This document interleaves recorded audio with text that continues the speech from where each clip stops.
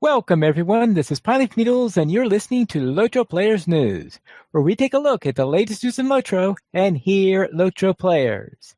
And this week we have with us Terry Adwin. Hi. And Sanswinda. Hello. Hello, everyone. How are we doing today? All right. Yeah, it's a weekend. Yes. Really glad it's a weekend. Very glad it's a weekend. Let's head into our news for today, which the only news is that we'll have another build next week. But this week, not much is happening, except for, of course, our weekly beacon. And in the community spotlight, we have a little shout out there for Light the Beacons, which is another LOTRO podcast, which is hosted by Bragg. And That's awesome. Yeah. Sorry, the Light the Beacons podcast is awesome. If you guys haven't listened to it, you totally should. And then we have D & Company is holding a contest, Demures de l'Estrange, in other words, House of Curiosities, and they have more details on how to participate at a link there. The link is to an English version of the details. So therefore, they're expecting people to arrive who might not necessarily speak French. But this is good. Which is good. And you can join the Grand Order of the Lost Madam on Laurelin on September 23rd and join them for Mysterious Quest. And there will be a link to more details for that. I guess we're supposed to find a Lost Madam? For our kin hall this week, the Wardens of the Dunedain on Brandywine is a rank 10 kin that's been around since 2012. And their focus is in-game content, PvE, and PvMP. Their current goal is to clear new upcoming content first on Brandywine. So they have decided to open all roster spots for competition for any player interested in accomplishing this feat. For information, see how you can be a part of it, send a mail to Zexfer. And now for our weekly comment. What would your Farmer's Fair shopping list look like? I want both kinds of cheese, both kinds of meat, no vegetables. I want both kinds of apples and both kinds of bread. Now, see, I really went overboard thinking about this question because I'm thinking, does it have to include just the meat, fruit, vegetables, etc., or can you just go nuts with whatever happens to be like in that little market area? Because I would totally I don't need any lettuce, and I wouldn't leave the hint for the lettuce even though I don't want it because I love that that's there, by the way, and I love that it's kind of misleading. Because I totally failed that quest the first time I did it, and then it's like, oh yeah, pay attention to the list. But I would definitely want some carrots. They don't let you pick carrots, but I would totally pick a carrot. The carrots, the red apples, no onion, the soft bread, both cheeses, and all of the meat. I might want double of both cheeses, actually. Like, not just bacon and pork. You've got to have your ham. You need some sausages. And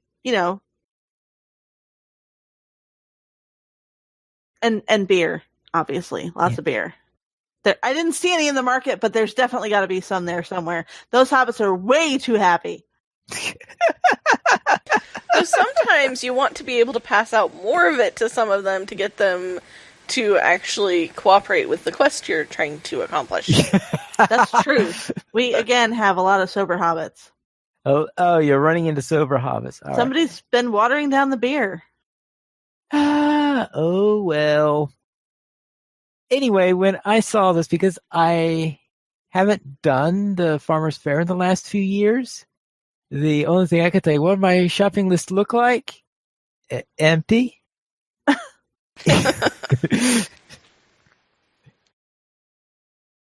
Yeah, I thought that was one festival too many, so I didn't participate in the Farmers Fair this year, which I believe tomorrow is the last full day for it. It might be. I was really planning to get the goat for like all my characters, but it still costs 80 tokens, so I got it for 2 characters, and I was like, I'm so done. So, Oh well. I thought it was on through Monday. Well, Cord has been saying that in the wee hours of Monday. Oh, see, I thought it said it was on through the 10th, so that would be Monday. Well, we'll see.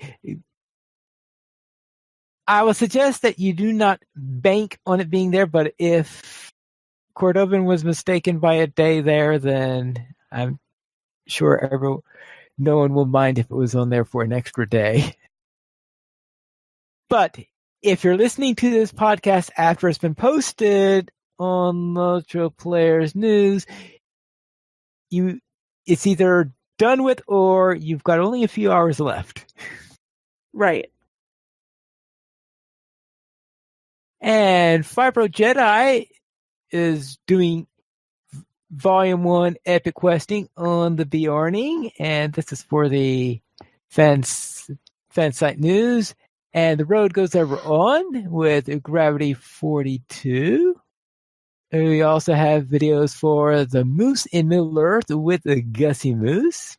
And you get to watch Epic Shenanigery with Tesla the Panda. And you get to watch Adventures After Dark with Big Ed Mustafa. And you get to watch the Sunday morning LOTRO coffee stream with Positively Evil. And of course, there is the reminder that this is the last weekend of the Farmers Fair and that the next event will be the Tale of the Shipwrecked Mariner, which will be on September 16th through the 19th. arrgh. I'm looking forward to it. There's a couple servers that I need to do it on still. And our screenshot of the week is by CC Sinclair, who's posted this week's screenshot of the week, writing, is that an elk or is that a horse that thinks it's an elk? I believe that is a war steed with the elk antlers on it. Ah, okay. Now it makes... So it is a horse that thinks it's an elk because it's a war steed with antlers placed on its head. Okay. I could be mistaken, but it definitely has the look of a war steed to me. Now it looks like a war steed. steed. The horse might not be mistaken. It might be the person riding the horse who's mistaken and put the antlers on. Well, that is a possibility. Very well. Or they might both know it's just pretend. That's also a possibility. With that is it for the beacon. So let's see what's on sale this week. Let's see. This week's coupon is one that I never use. It is Rejuvenation Potions times 5 with coupon code RejuvaPot now through September 13th. And 25% off also through September 13th. Milestone skills, Hurried and Returning Traveler, Skirmishes and Instances, and Rally Horns. Ooh, just in time for girls. I know, right? Yes. We And still don't have character slots on sale, though. We really need a character slot sale, guys. yeah, and I'm sure that Sand Cinder or I would just never go around buying milestone skills or using them. How many times did we go back to Mickle Delving today? Yeah, I don't know. That was great. Oh, what do you got? Oops. Back to Mickle Delving. Back to Mickle Delving. Hey, look, it's off cooldown. Let's go back to Mickle Delving. Mickle Delving. It was great. Oh, yeah. I got introduced to 5-minute cooldowns today. Let's head into our site news, delving into the new Ettenmoors. Into a Well, new a Dorothy. new Atmores. New Atmores. It's more of a suggestive piece than actual piece. Basically discussing the current state of the Atmores, which is everybody's been playing for years and years. Sort of kind of glosses over the fact that there technically is another creep map in Osgiliath that nobody actually ever goes to. Yeah, and is it because it looks like this alternative valley he shows? I know I've never been to Osgiliath, but it seems to be a very tight one, like Osgiliath is supposed to be, isn't it? Osgiliath is actually not all that tight. Oh, okay. We'll have to take you there sometime.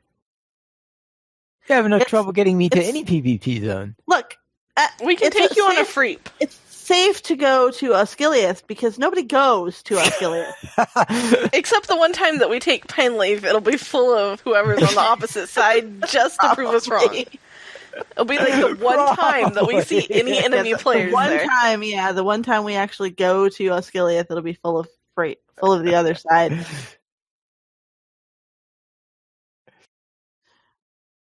Actually, it's worth going on a creep because that's the one place you can find all 9 of the Nazgul. True, and it's kind of cool to see them all standing there. Yeah, and be able to walk up close and look at their outfits and stuff, yeah. Wait, has anybody told Corey about this? I don't know. He should totally go examine their outfits if he hasn't already. That's all. Well, I mean, the design is similar to what we see in the High Elf intro. Oh, true, and he did do that. I would suggest even that the Osgiliath Nazgul were the prototype for the Nazgul designs in the High Elf intro. Well, they didn't come first. At least in our experience of the game. Right.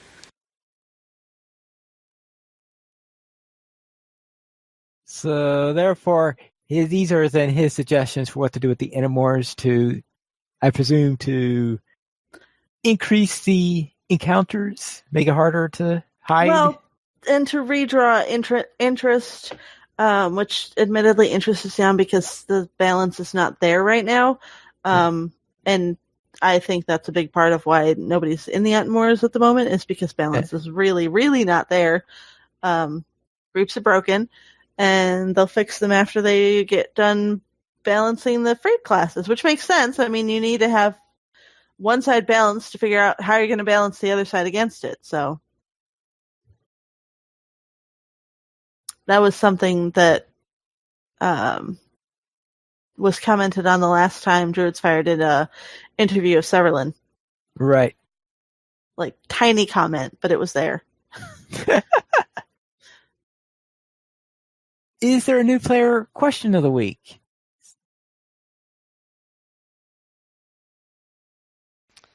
Oh man, I didn't have one. I totally forgot to think of one, guys. Sorry. Yeah. Then oh wait, just a second. I'm getting incoming feedback. Ooh, incoming feedback.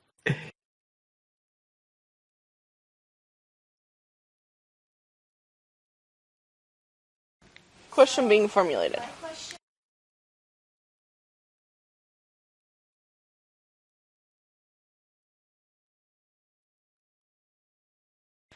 We have a question about the tale of the shipwrecked mariner. What is it, and where does it start? And what should somebody who's new to it know? All right. What is it? It is a nod to Let's Talk Like a Pirate Day. Arr! Right. So therefore, it has to do with collecting things along the banks of the Brandywine. At least that's what I remember from it. Yep. Basically, a ship ran aground or crashed or something in the river, and everything got washed downstream, including the crew, which is very bedraggled. And they ask you to go find things for them, back up so you run along the banks of the river looking for things.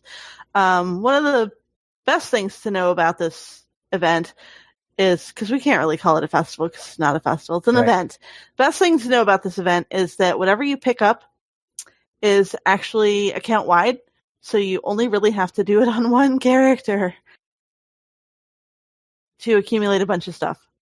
And then barter for things on however many characters you want. Right.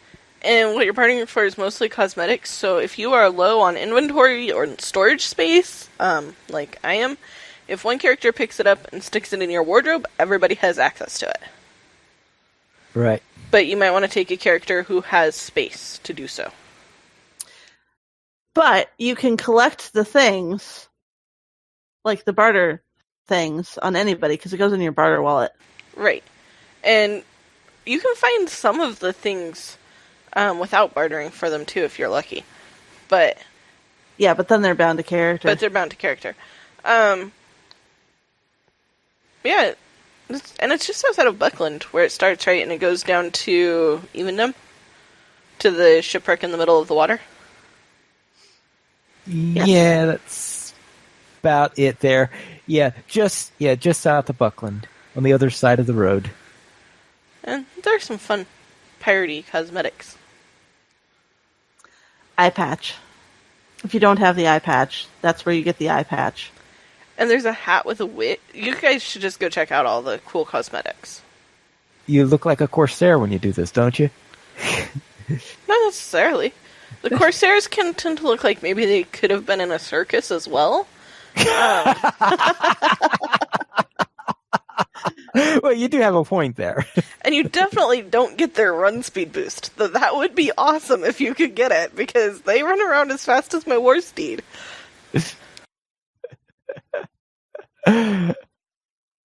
So, therefore, anything else you wish to add related to this? I don't think so. Hey, No, well, I think I've pretty much covered it. so therefore, if you're interested in having some Mariner-related, I'll say Mariner-related, such... Go Mariners. Oh, wait. Yes. Mariner-related stuff over in the... that's right, Seattle Mariners, right? Yes. Yes. Mariner-related stuff over in for your cosmetics, then head over south of Brandywine next week when they start the tale of the shipwrecked mariner. So now let's head into our week in LOTRO. And Sans Window, what have you been up to? Well, this week, on my little level 19 hunter, I finished retaking Weathertop, still at level 19, before the level 20 Mini and Bjorning, who started before I started. So that was pretty cool. Oh, were you 19 at the start, at the end, or all throughout? I was 19 at the start and at the end, and all throughout. Okay. The Bjorning and Mini also started at 19, but they leveled up partway through. It sounded like they leveled up before we met the first mini-bosses, but I don't know if that's true or not. I think so. But yeah, I did not reach level 20 until after getting to the Forsaken Inn, and then had to hitchhike back to Candaith. Actually, I just think I made a parade back to Candaith, and picked up the quest to send me to the Forsaken Inn again, because, yeah, that was... Because we did it when it was still very important. Right, it was still very important, and it was still a little bit painful, but, yeah, I had a parade of goblins and orcs and wargs following me through the Lowlands, so that was kind of cool. I led a parade this weekend. Or this week. Actually, I led multiple ones, but that was probably the most noticeable one. I also dusted off a captain in the Lowlands on the field trip, and had fun aggroing all the things. Finding all the hidden wolves, and then picking up wargs and other mobs in the area. That was fun. We had a champion who was trying Yellow Line for the first time, so I got all the things together and then they were gone. But it was fun. And I rolled a new Bjorning on Crook Hollow earlier today, and that might have been a character who now has 5-minute cooldowns on everything. Yeah, it was fun. And is level 15. and had fun discussing trees. So, yeah, that was my week. Terry, how was your week? Well, Spare Bear, despite being level 19 to start and then leveling up to 20, had no trouble retaking Weathertop solo. Although it is worth noting that of the 3 of the terribly overpowered classes, I was the first one to start and the last one to finish. So of the 3 OP classes, the bear is the least OP. Hunter would be the most OP, and then the mini's right in the middle. I was actually really surprised that Sans blew past Pineleaf. I knew Pineleaf was way ahead of me, but I was surprised to hear that Sans actually blew past Pine. The real question, though, is what line were you running in? Yellow. Okay, I was just curious. Yeah, So I was discussing actually with Pineleaf that it's a good thing I name my trait trees, because then I know how to assign my trait points when I have to retrait. So my bear's yellow line is actually called Unkillable. And he hasn't died yet because he got level 20 and the Undying title, which, he'll never wear, but there's the prestige of having earned it. And before that, like a couple days before that, my High Elf Lore Master, the new one that I just rolled, she also did that instance. So it was apparently my week for Weathertop. And her inspired bear two-shotted the troll, which was awesome. That's pretty cool. Yeah, and everything else died, like before because she can do stuff from range. So basically she picked off all of the guys' buddies before he even realized she was there, and then she sent the bear at him, and the bear took him down, and then more things showed up, so she picked those off, and then everything died before the troll came out, and she was waiting for the troll, and then the bear took it out in two swipes. It was awesome. And then I dusted off my challenge mini, which is where I was discussing with Pineleaf the fact that I named my trait trees, because my challenge mini, I haven't logged in since they did the class changes for minstrels, so she had to respec.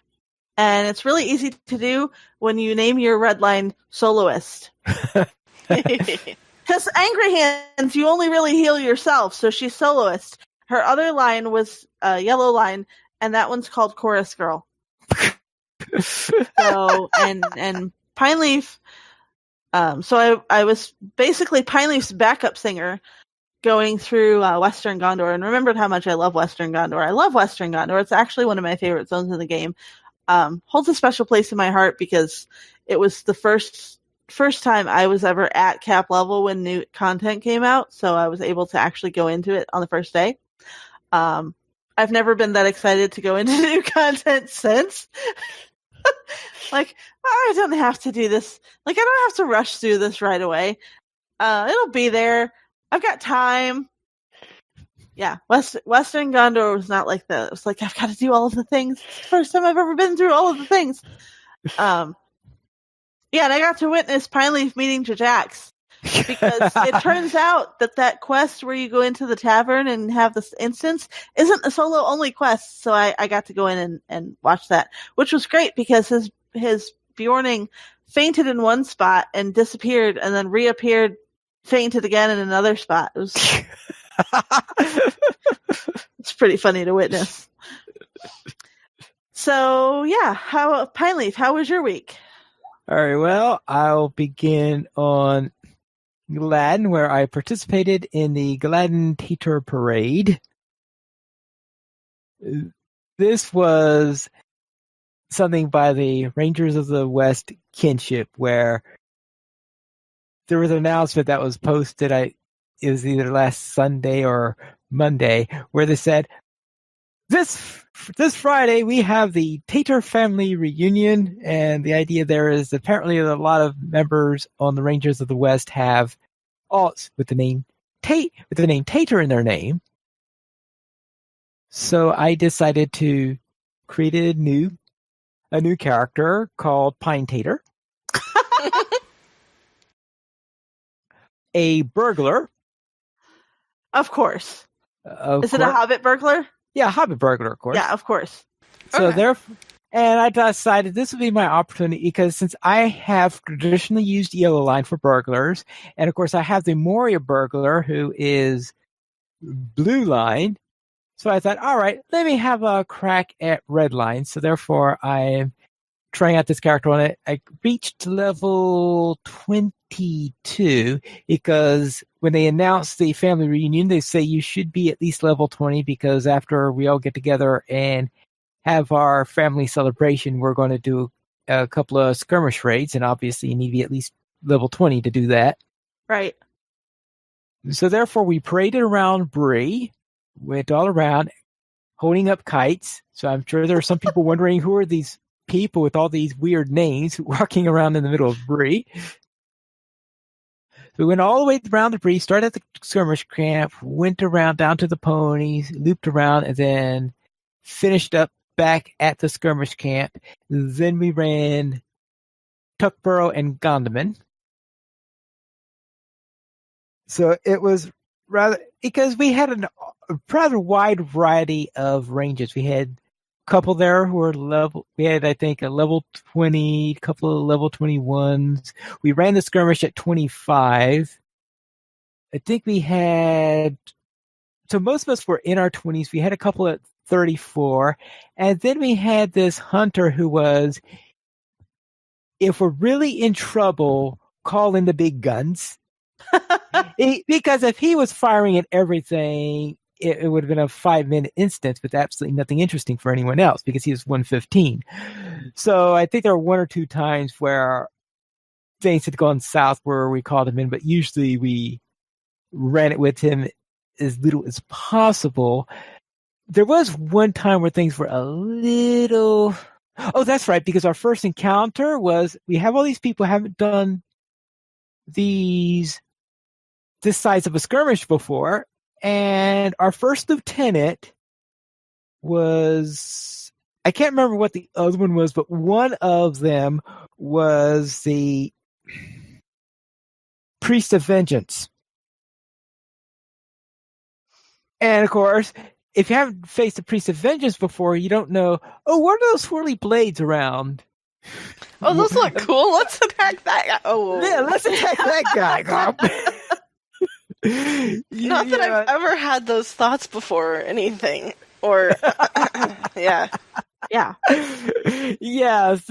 Your first encounter with a Priest of Vengeance is usually a trip to the beginning of the skirmish. Fortunately, it was a very, very short trip back to the beginning of the skirmish, considering that was during the very beginning there. But yes, we did have a couple of issues there. But overall, I think the skirmishes went pretty well. We did have the hunter who was on the boss. I wasn't exactly sure if putting a 115 hunter on the boss when most of the people are down in their 20s is a good idea because it was shot, boss dead. Why do we have 5 lieutenants to face now? Oops. So, yeah, there's a little tricky thing in there on management. It wasn't exactly what you call the most serious skirmish run that I've ever been in. So, yes, it was a bit dodgy in there, but we had a good deal of fun in there, and we really have a little bit of sense of humor. Watch all these tater names going all around. And when your tank is, I think our tank was level 21 in a level 25 skirmish. So you could see we weren't taking it too seriously if we're going to put a level 21 tank on that skirmish in there. I don't think we had too many tanks there. I think it was a very, very DPS and healer heavy group that we had. Now, my lore master witnessed a rigged auction. Isengard bids 5. Yeah, Isengard bids 5. Isengard bids 5. Yep. So we went through that. That's such a great instance. Yeah. And in fact, even though for this particular character on this run, because of the level I'm at, I was generally sticking mainly to the epic storyline. I decided to do the Starkmore, the entire whole thing with the Starkmore. One, because you walk right by the poor merchant who starts the thing. But the other reason is there's no way in the world I was going to skip Isengard Bids 5. So I did all of that. Then the other thing that I am doing is I am doing a lot of the Gravenwood. One is because I'm getting pretty close to on level by the time I get to the Gravenwood. And the other reason is Gwillian, because that's part of the Gwillians. I can't remember if I managed to find the Gwillian quest when I was down in Enid Wythe on this character or not, but I want to do this, and after finishing that, then I'll run Stormal Methodress to sort of finish up the trilogy, so to speak. Then, on my new Runekeeper, who seemed to have magically acquired some very quick cooldowns to Mickle Delving. All right. Also went to Weathertop, but now I went to Weathertop at level 15 because, of course, Runekeeper, and that means Runekeeper class quest. And I remember the first time I did this quest this is one of those quests is if you haven't done it before and you don't know what to expect, you can very easily get killed. Yeah. But apparently I've done it enough times, knowing exactly what to do. You learn how to kite it right and stuff like this. I said, boy, how in the world was I ever scared of this quest? I guess you understand what I mean, Sans? Yeah, the first time that I did it, the only other time that I had, I guess I'd been to the top of Weathertop 2 times before to find the thing for Candice, and then to fight to the top of Weathertop, and that was like the only times I'd been up there, so I had no idea what was going on, what direction I was facing, what to expect, how not to fall off the cliff, like what would happen if I did fall off. I was scared and definitely had to retry it the first time. Yeah, at first I was saying, should I do this at level 15? I remember one time getting killed in it and losing Undying. But I said, no, if you know that instance well and you know how to kite with the mobs, then yeah, it's not all that difficult one. But if you don't know what you're doing, if it's the first time you've done it, the first time I did it was a fire Runekeeper too, so no kiting. Yeah, that's one of the things is with lightning it's easy. With fire, I can imagine it could be brutal. Yeah, you've got all the inductions and stuff. Yeah, because when you got orcs bash. Oh, that's right, because I fire at them and says, I kill the first orc, says, new deed, enmity of the orcs. Okay, well, that's when I get it. And that's our week in LOTRO. So let's head into news beyond the LOTRO. And we have an announcement from an Asian MMO studio that there will be a new free-to-play Middle-earth MMORPG coming for console and PC. And this is not too much in the way of details released yet. Essentially, they're saying they've announced an MMO. That's based on Lord of the Rings content. Right. And so far, all I've heard outside of that is speculation. But yes, Lord of the Rings content, but apparently not overlapping with what Lord of the Rings Online is doing. Right. That's the impression I've given, but who knows what yet.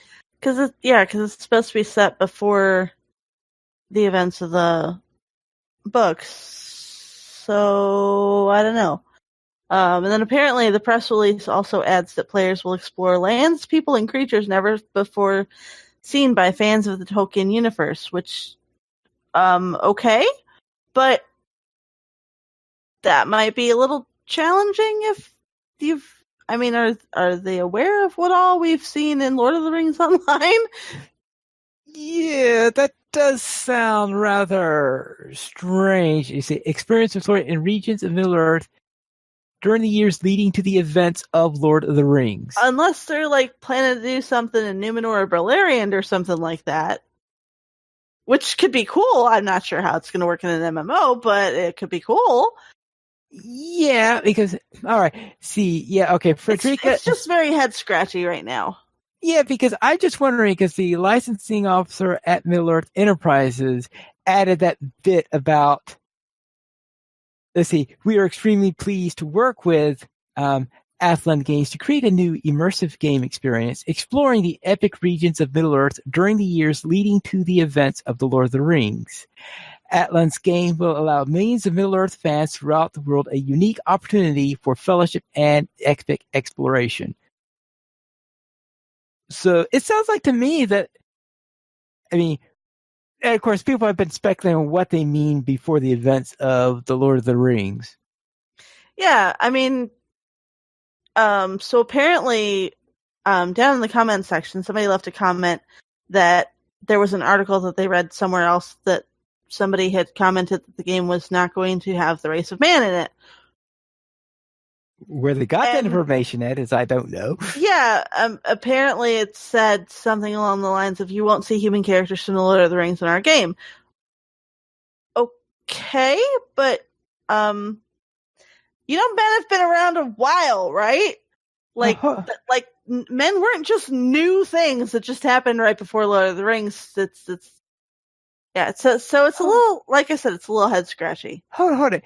Now, actually, the way you worded it just there when you said once the human characters that are in the Lord of the Rings, that would, the way you said it that last time sounded like that they're saying you wouldn't see specific characters that are human. In which case, so it could be set before. Previous line says previous lifetime, previous generation. We'll focus on an era before men came along. So, okay. Like, yeah, that is. Ooh, that could be kind of cool. I mean, you'd run around in the starlight all the time. It could be interesting. But it's Middle Earth Enterprise having licensing to that. I'm just wondering if maybe they've been misinformed about how exactly the ages work. I don't know. We'll find out. Cordovan did respond to this news, though, and he said the news will not have any impact on our development plans or licensing. We always welcome competition and wish them the best of luck. So I can't imagine that LOTRO's going to go anywhere. I mean, first of all, LOTRO's huge. Second of all, we know that they have plans for LOTRO. They've told us they have plans for LOTRO. We're getting the Grey Mountains and the Iron Hills in the next update. I'm so excited. Because we've been there, we've seen it on Bull Roar. And by the way, if you've not been there and seen it on Bull Roar, let me assure you, it's awesome. There's some tweaks and bugs and stuff to work out, as there always is. But let me tell you, landscape is not an issue. Landscape is freaking awesome. And there be dragons. And there be dragons. Yeah. Yeah, I mean, I spent the latter third or so of the Black Book of Mordor and the Relay of Rust and Rime. Every time the reference to dragons came up, I was going, dragons! Right. Like every week.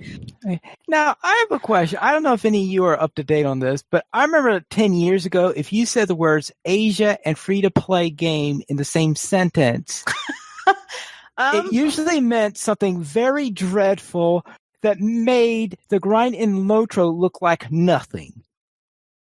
I don't know if that's still the case or not. I mean, apparently one of the companies that's working with this that's involved in this is the company that does Warframe, which apparently a lot of people like. I know nothing about it, but Andang's video made it sound like it was like one of the better things out there for free to play. So maybe it's not going to be awful. Right. Honestly, it's right up there with the Lord of the Rings TV show that we still know nothing about, by the way. We know nothing. I mean, yes, great. Deal was signed. We don't have any kind of content in front of us. We have no, story leaks or anything, no animation, no nothing. They have a plan for something. That's all we know. That's all we know. So really, you can't set your expectations until you start hearing like more details wise. So it's very curious that some of the comments that were made makes me wonder how lore involved some of these people are. So yeah, we'll have to see. They could hire experts. They could go looking for Tolkien people to help them out and make sure that stuff's like good with the canon and it's not another what's the other game? Shadow of Mordor? Yeah, Shadow thing? of Mordor. If it is Shadow of Mordor, I won't be playing. Well, yeah, I mean, if they're gonna play fast and loose with the canon, that's fine. But you're not gonna see your diehard Tolkien fans in that game. I mean, the liberties that Lord of the Rings takes with canon are few. I mean, they take some, but like Bjornings. Yes. Sorry, but OP furballs were not really a thing in Tolkien's works. It's fine. We all love the OP furballs. But you know, the liberties are few. I mean, most of the game is extremely heavily influenced by the lore, and you can tell the dedication to the lore, and that they've delved through all of these texts and stuff, and they've got experts on staff. I mean, they had Mike Trout write lyrics for the Rohirrim chorus at the Battle of Pelennor Fields, for crying out loud. Yes. I mean, you don't do that if you don't care about the lore. Yeah, true. So you know that as the game gets further into development and it starts to becoming closer to something we might actually see, which I'm guessing is probably not anywhere close to being at this point. As we hear more about it, we'll see how it goes and maybe form more opinions then. So currently the state we're at is that this was the thing that happened, and it's the thing that apparently is in development, and at some point we might actually see it and we can comment on what it's going to be. But really, we don't actually know. Other than they're aiming for AAA MMO experience and free to play, and I'm not totally sure how well that's gonna mesh, but we'll see. We currently have 20 supporters on Patreon. If you'd like to join this illustrious array of players and help support LOTRO players, simply go to the donations page where you can support the Players Alliance on Patreon. There you'll find rewards, including a mention on the podcast your choice, or be guest with us for an episode of LOTRO Players News.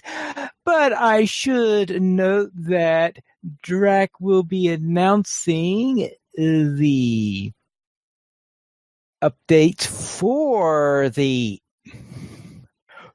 the rewards, I believe, next week. So if they are ready for next week's episode, then I will be able to give you better details on what these rewards include.